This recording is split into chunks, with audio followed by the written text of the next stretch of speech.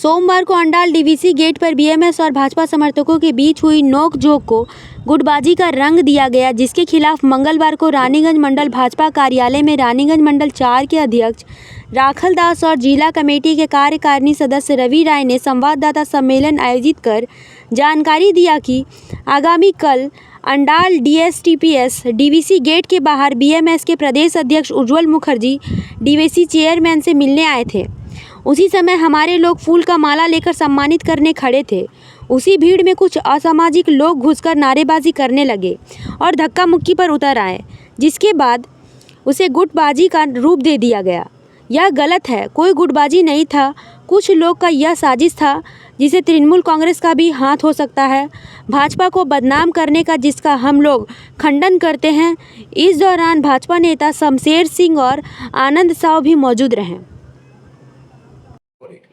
ভারতীয় জনতা পার্টি যে সমস্ত কার্যকর্তারা আছে তারা এখন কিভাবে নিজেদের এরিয়ার উন্নয়ন করব এটাকে মাথায় রেখে তারা সারাদিনই লড়াই করছে।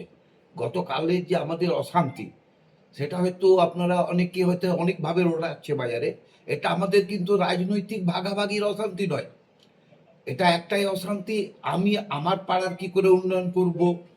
আমার সাথে আজকে যার অশান্তি বলে মনে করছেন আপনারা, তারও কিন্তু ঠিক একই মোটিভ, যে তার এরিয়ার আমরা কি করে, আমরা নিজের এরিয়ার কি করে উন্নয়ন করব, কত টাকাটা উন্নয়ন করতে পারবো।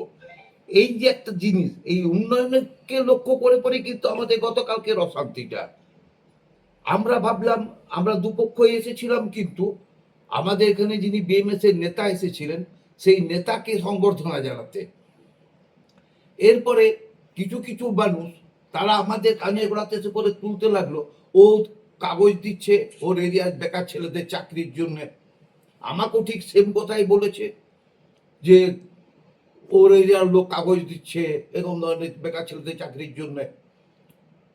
এই যে একটা ভুল কমিউনিকেশন গ্যাপ, এই যে গ্যাপটার জন্য কালকে আমাদের এই অশান্তিটা হয়েছে। দেখলাম কালকে একদম হাতাহাতি ছিল, কালকে একদম রেসারেসি চলছিল, যেন মারমুখী হয়ে রয়েছিল। না, হাতাহাতি সেরকম কিছু ছিল না, ধাক্কাধাক্কি হয়েছে। ধাক্কাধাক্কি হয়েছে, বেকার ছেলেরা দীর্ঘদিন ধরে প্রচন্ড কষ্ট পাচ্ছে। আজকে ওরা কিভাবে আগে ঢুকবো কাজে, তার জন্য আমরা কতটা বিজেপির কাছের লোক, কতটা আমরা লড়াই করে পরে এই কাজটাকে আদায় করছি, এরকম ধরনের একটা ভাবের জন্য হয়েছে। আমরা তাদেরকে যথেষ্টভাবে সংযত করেছি, যথেষ্ট সংযত করেছি। আমাদের দুজনের লক্ষ্য একটা, যে ভারতীয় জনতা পার্টিকে সামনে রেখে আমরা আমাদের এরিয়ার উন্নয়ন করা, আমাদের এরিয়ার ছেলেদের, বেকার ছেলেদের সমস্যা কিভাবে মেটানো যায় তার চেষ্টা করা।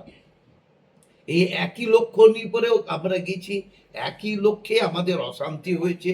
এবং সেটাও আজকে কিন্তু আমাদের এখানে আমাদের আরো 5 জনকে কাছে রেখে, আমাদের মন্ডল 1-এর প্রেসিডেন্টকে কাছে রেখে এটা আমাদের মিটে গেছে। তাই আজকে আপনাদের কাছে আমরা কোথাও বিভ্রান্ত ছড়ানো কি চেষ্টা ছড়ানো হচ্ছে। তৃণমূলের একটা অংশ প্রতি মুহূর্ত বিভ্রান্ত ছড়াচ্ছে, এবং তারা কিন্তু প্রতি মুহূর্ত বিভ্রান্ত ছড়াচ্ছে। আমরা যাদেরকে বিজেপির কর্মী মনে করছি তাদেরকে কাছে রেখে বিভ্রান্ত ছড়াচ্ছে, ভুল বার্তা দিয়ে দিচ্ছে। একটা কথাকে বারবার 5 বার এরকম ভাবে এসে করে বলার ফলে আমরা কখনো কখনো আমরা ডিসব্যালেন্স হয়ে যাচ্ছি, আমরা সেখানে গিয়ে সেই গতটাতে পা দিয়ে ফেলছি। দাদা আপনি কি বলবেন এই বিষয়ে নিয়ে? এরকম রেসারেসি চলছে, দুটো গোষ্ঠীতে এরকম হয়েছে, এরকম একটা খবর ছড়িয়ে পড়েছে, তো কি বলবেন? দুটো গোষ্ঠীর কিছু ব্যাপার আছে নাকি? দেখুন, গোষ্ঠী বলে কিছু নেই।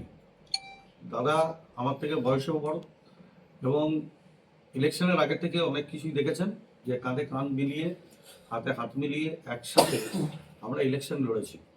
এবং ইলেকশন লড়ার পর আমরা সিদ্ধান্ত নিয়েছিলাম তো আগের থেকেই, যদি আমাদের সরকার আসে, যদি আমরা শিওর ছিলাম যে আমাদের সরকার আসছে, কারণ এই দুর্নীতি যা করেছিল তৃণমূল, সেখান থেকে মানুষ ভোট দিতে যদি পারে তাহলে সরকার আসবে, এটা আমরা জানতাম।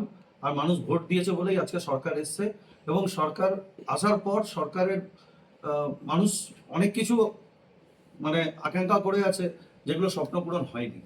আমাদের ডিভিসি যখন সিপিএমের আমলে হয়, তখন থেকেই আমাদের অন্ডালের বাসিন্দারা কোনো রকম কাজ পায়। বেকার যুবকরা কাজ পায়নি। তৃণমূল সরকার যখন এলো সেই সময় তো সেম ঘটনা ঘটেছে, যে আমাদের লোকাল ছেলেরা কাজ পায়নি, বাইরের ছেলেরা কাজ করে গেছে। তো এই একটা যে মনের মধ্যে যে ছিল যে এবারে যে সরকার এসছে, বিজেপি সরকার এসছে, আমরা বলেছি আমাদের প্রথমে লোকাল ছেলে ঢুকবে, তারপর যদি জায়গা থাকে তো পরবর্তীকালে আমরা চিন্তা ভাবনা করব। কিন্তু কালকে যে ঘটনাটা ঘটেছে অ্যাকচুয়ালি এটা তৃণমূলের রটানো ঘটনা। কালকে দেখেছেন একটু হাতাহাতি হয়েছে, সেটা কিন্তু আমাদের ছেলেরা ছিল না, সেখানে তৃণমূলের ছেলেরা ম্যাক্সিমামটা ছিল। এবার তৃণমূলের ছেলেরা এলো কি করে এবং কি বিষয়টা ছিল, কারণ আমাদের বিষয় ছিল যে আমাদের জেলা নেতৃত্ব, রাজ্য নেতৃত্ব এবং কেন্দ্র থেকে যারা বিএমএস এর এসেছিলেন তাদেরকে সম্বোধনা জানাবো এবং তারা গিয়ে গেট মিটিং করবেন এবং সেই মিটিং এর পর কি উঠে আসছে, তারা কি বলছে সেটা শোনার অপেক্ষায় ছিলাম। কিন্তু তার মাঝখানে যে একটা যে বিশৃঙ্খলা সৃষ্টি হয়, সেই বিশৃঙ্খলাতে দেখা গেল যে আমরা আমরা গোষ্ঠীর লোক, কোনো গোষ্ঠীর কোনো গল্প ছিল না। দাদা এসছিলেন, উনি ভেবেছেন একটা শর্ট টাইমে আমাদেরকে ডাকা হয়েছিল 10 মিনিটের মধ্যে যে আসো আমরা গেটে ঢুকছি, আমাদের কাছে কোনো আগের থেকে ইনফরমেশন ছিল না।